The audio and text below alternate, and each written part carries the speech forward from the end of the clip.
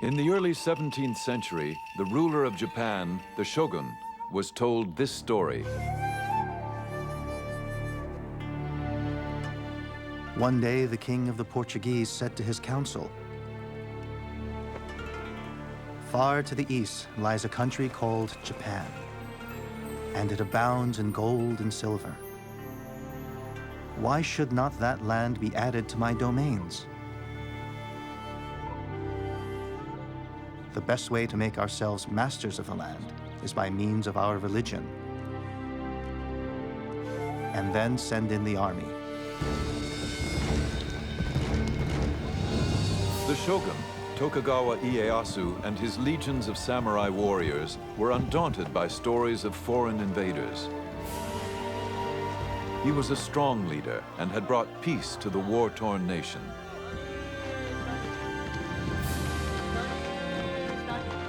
Yet foreign dangers and internal unrest remained a threat. As Japan deferred to the will of the shogun, eyewitnesses wrote of these remarkable times. These are their memoirs of Japan's secret empire.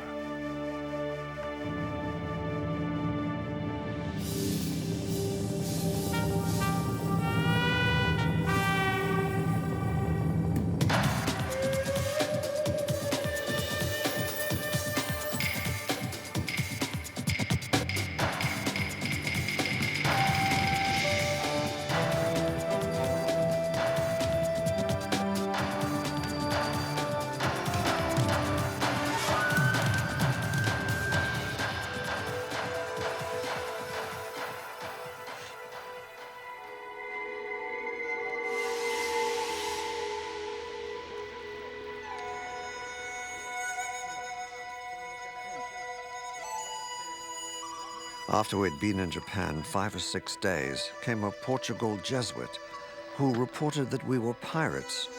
We looked always that we should be set upon crosses, which is the execution of this land. I looked every day to die. Rescued from the sea and imprisoned, William Adams, the first Englishman in Japan, had good reason for concern. It was the year 1600, and Portuguese Catholics had long held a monopoly on trade in Japan. At the time William Adams arrived, there had been religious wars in Europe, and the Catholic missionaries were not at all happy when they heard that an Englishman and an English Protestant had been washed up in Japan. The most powerful warlord in Japan, Tokugawa Ieyasu, commanded Adams to his castle. Rather than ordering his execution, he wanted to know more about this stranger.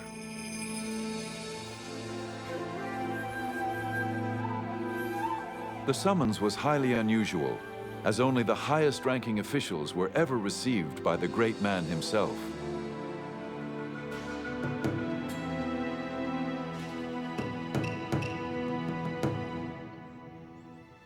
The ruler demanded of me of what land I was, and what moved us to come to his land, being so far off.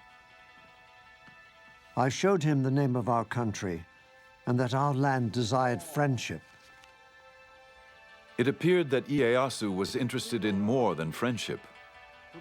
He asked whether our country has wars. I answered him, yea, with the Spaniards and Portugals. He asked me diverse questions of my religion and what way we came to the country. From one thing to another, I abode with him till midnight. As the meeting came to an end, Adams dared to make a parting request on behalf of his Dutch employers. I desired that we might have trade with your country, the same as the Portugals and Spaniards. To Ieyasu, this was welcome news. Ieyasu valued trade with the Portuguese and Spanish merchants, but was wary of their Catholic missionaries who preached obedience to a God more powerful than he.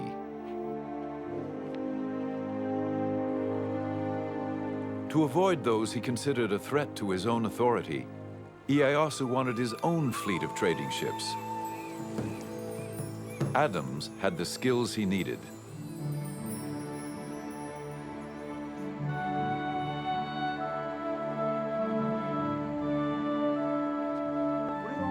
The English pilot had apprenticed as a shipwright.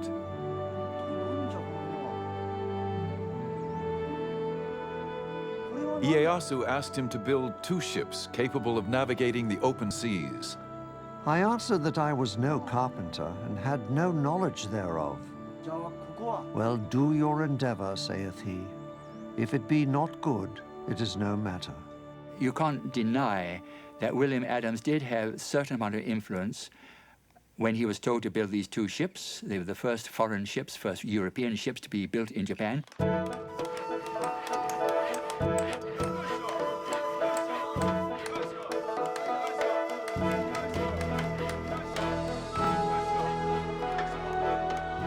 They were built with Japanese workers, of course, under his supervision.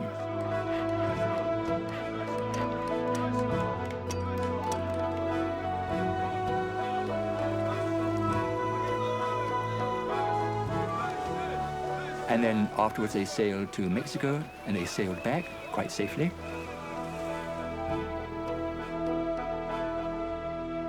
Ieyasu now had the leverage he desired. When the Catholic missionaries continued to gain converts and create problems, he expelled them. Life was complicated enough without these pesky foreigners interfering.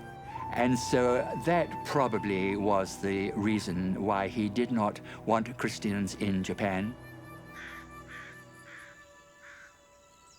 Ieyasu replaced his Catholic interpreter with William Adams, who had been quick to learn Japanese. He was a Protestant, of course.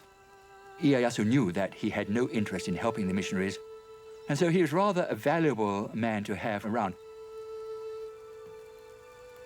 Ieyasu still wanted to trade with the West, but on his own terms. Adams convinced Ieyasu that the Protestants did not want to convert his people. Ieyasu soon made him his commercial agent, and Adams negotiated especially favorable terms for the growing Dutch East India Company. The Hollanders be now settled, and I have got them trading privileges as the Spaniards and Portugals could never get in their 50 years in Japan.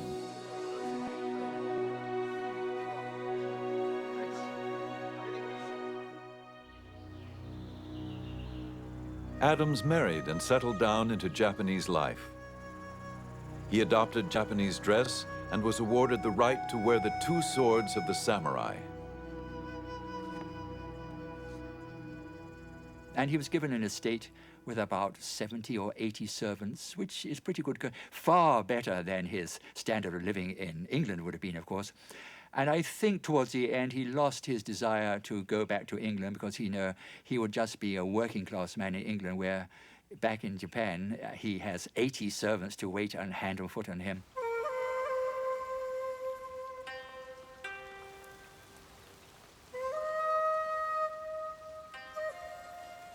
It was possible that Adams visited Ieyasu at his tea house for intimate conversation away from the politics of the court.